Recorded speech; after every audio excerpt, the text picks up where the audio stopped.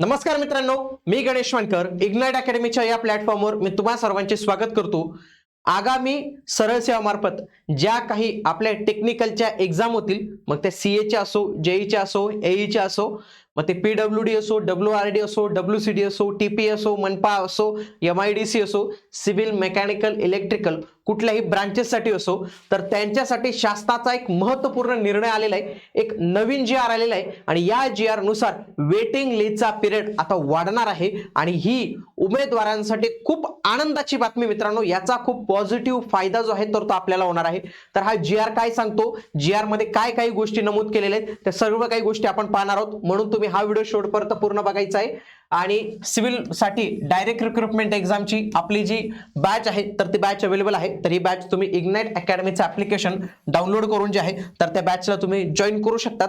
तसेच हा नंबर दिलेला आहे, काही प्रॉब्लेम असेल या नंबरला कॉल करून तुम्ही माहिती घेऊ शकतात। बघा, शासनाकडून आलेला हा नुकताच एक नवीन जीआर आहे। या जीआर मध्ये काय म्हटलेलं आहे मी तुम्हाला सांगतो। बघा, सगळ्यात आधी हा जीआर आलेला आहे सामान्य प्रशासन विभाग। ज्या काही महाराष्ट्रात नोकर भरती होतात त्यांच्यासाठी एक महत्त्वाचा विभाग असतो सामान्य प्रशासन विभाग।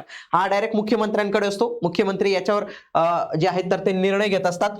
आणि 2 डिसेंबर 2025 ला हा जीआर जो आहे तो आलेला आहे। जीआर मध्ये काय म्हटले बघा, भूतपूर्व म्हणजे काय की मागील वेळी दुय्यम सेवा निवड मंडळाच्या कक्षेतील महाराष्ट्र लोकसेवा आयोगाच्या कक्षेबाहेर म्हणजे जे एमपीएससी कडे नाही आहेत असे लक्षात घ्या, एमपीएससी कडे नसलेले ग्रुप बी याच्यानुसार बरं का, ग्रुप सी आणि ग्रुप डी। आता लक्षात घ्या, ग्रुप डी तर कंत्राटी स्वरूपाचं करून टाकलेले, पण मेन प्रश्न उरला ग्रुप बी आणि ग्रुप सी।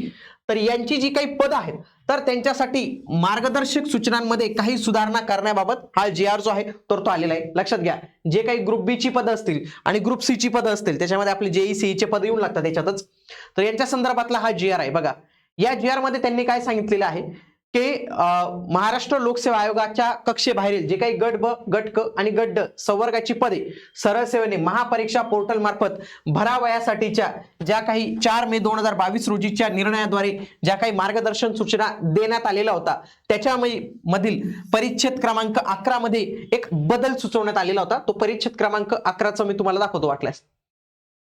बघा, हा 4 मे 2022 चा जीआर आहे। याच्यामध्ये परिच्छेद क्रमांक 11 याच्यामध्ये काय सांगितलं तर निवड सूचीची कालमर्यादा। निवड सूची म्हणजे काय मित्रांनो, आपली वेटिंग लिस्ट।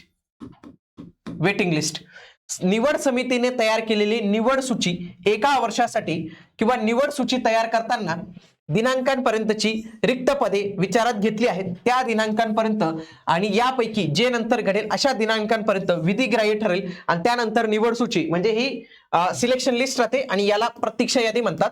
तर याच प्रतीक्षा यादीत एक बदल जो आहे तर तो इथं सुचवण्यात जो आहे तर तो आलेला आहे, तो एक आपल्यासाठी इथं महत्त्वाचा आहे मित्रांनो। ओके, आता आपण याच्यामध्ये जाऊया।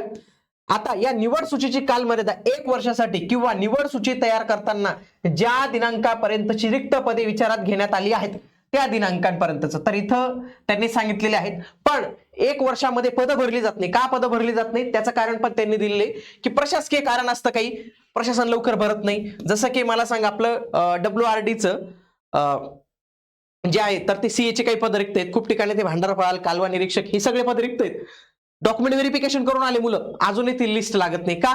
प्रशासकीय कारण, काहीतरी आचारसंहिता आहे, मग काहीतरी कारण देतात की ते पद भरले गेलेले नाहीत, भरायचे आहेत।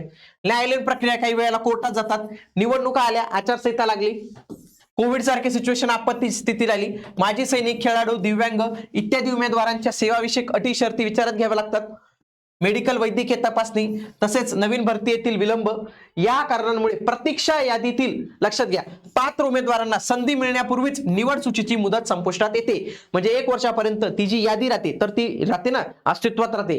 पण आता समजा 1 वर्ष झालं, कंप्लीट झालं, मग काय होतं, प्रतीक्षा यादीतील उमेदवारांना संधीच मिळत नाही आणि यामुळे पात्र व गुणवत्ताधारक उमेदवारांचे नुकसान होत असून शासनालाही इतकी प्रक्रिया पाळल्यानंतरही पात्र उमेदवारांच्या सेवेचा लाभ घेता येत नाही। त्यामुळे अनेक पद रिक्त राहून त्यासाठी पुनश्च सर्व निवड प्रक्रिया पार पाडावी लागते। या सर्व वस्तुस्थितींचा विचार करून निवड सूची कालमर्यादा वाढवण्याची बाब शासनाच्या विचाराधीन होती आणि याच्यावरच शासनाने आता निर्णय घेतलेला आहे। तो एकदम जबरदस्त, मी म्हणतो एकदम छान निर्णय त्यांनी घेतलेला आहे। काय सांगितले लक्षात घ्या, निवड समितीने तयार केलेली निवड सूची म्हणजे काय, सिलेक्शन लिस्ट। मी तिथं वेटिंग लिस्ट बोललो होतो, ही सिलेक्शन लिस्ट राहते 2 वर्षासाठी। इथं काय म्हटले लक्षात घ्या, ही 2 वर्षांसाठी किंवा नवीन सूची तयार करण्यासाठीची सेवा भरतीची जाहिरात देण्यात येईल त्या दिनांकांपर्यंत, यापैकी जो दिनांक आधी घडेल त्या दिनांकांपर्यंत विधिग्राह्य ठरणार आहे.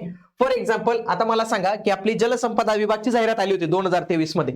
आता त्याची 1 वर्ष संपलं होतं 1 ऑगस्टला, पुन्हा 6 महिन्याचं एक्सटेन्शन त्याला देण्यात आलं. आता काहीतरी जानेवारीमध्ये ते संपून जाईल.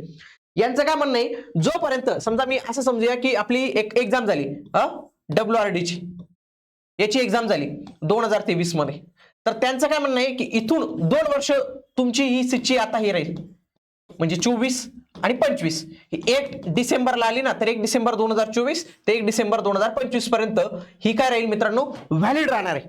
व्हॅलिड राहणार आहे ज्या दिवशी ही सूची लागेल त्याच्यानंतर 2 वर्षांपर्यंत, ज्यावेळी ही निवड सूची तयार होईल त्याच्यानंतर 2 वर्ष. आधी किती राहायचं, फक्त 1 वर्ष.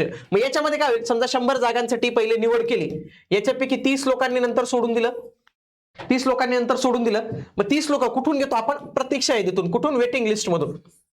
पुन्हा 30 घेतले, 30 पैकी परत 10 निघून गेले, मग पुन्हा भरले, पुन्हा 5 निघून गेले, पुन्हा 2 निघून गेले, 3 निघून गेले. मग असं करण्यासाठी आता त्यांना 2 वर्ष कालावधी, आणि 2 वर्षात तुम्ही कधी सरकारी नोकरीत पात्र होऊ शकतात मित्रांनो, हे लक्षात घ्या. आता याच्यामध्ये त्यांनी काय सांगितलं की नवीन जाहिरात आली. तर आता मला सांगा, नवीन जाहिरात काही 2 वर्षाच्या आत शक्यतो लवकर येतच नाही.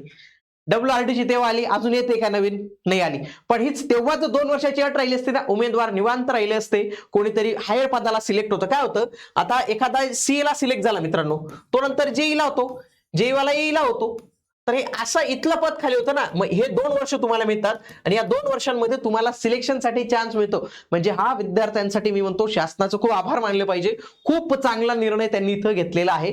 याच्यामुळे बऱ्याच उमेदवारांना सरकारी नोकरीची संधी ही मिळणार आहे. त्यांना काय होतं, ही परीक्षा देतात, चांगला स्कोर येतो, आणि फक्त कधी कधी वेटिंग मध्ये एकच वेटिंग राहते बरं का त्यांची कधी कधी, आणि त्याच्यामधून ते मुक्तात. मग आता जर 2 वर्ष मिळले तर 2 वर्षात त्यांचे जाण्याचे चान्सेस हे वाढतात मित्रांनो. आता हे याचा फायदा आहे ना, मी म्हणतो सगळ्यात चांगलं डिपार्टमेंट कोणतं येईल त्याला जो हा फायदा होईल ना, तर तो हाच आहे मित्रांनो. त्याला सगळ्यात जास्त जो फायदा आहे ना, मी म्हणतो भूमी अभिलेख विभागला होईल. भूमी अभिलेखला काय होतं, भूमी अभिलेखला असे पण मुलं पाहिजेच म्हणून जॉईन नाही करत सिव्हिलचे पोरं.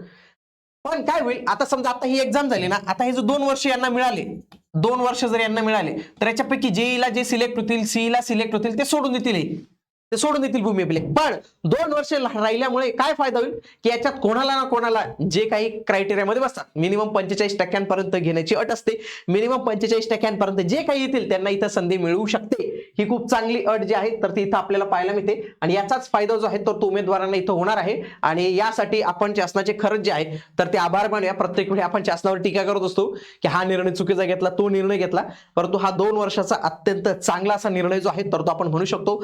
येणाऱ्या वर्षात MPSC कडे खूप साऱ्या स्पर्धा परीक्षा जाणार आहेत, त्यांच्यासाठी आपण ऑलरेडी स्टडी मटेरियल पुस्तक हे लॉन्च केलेले.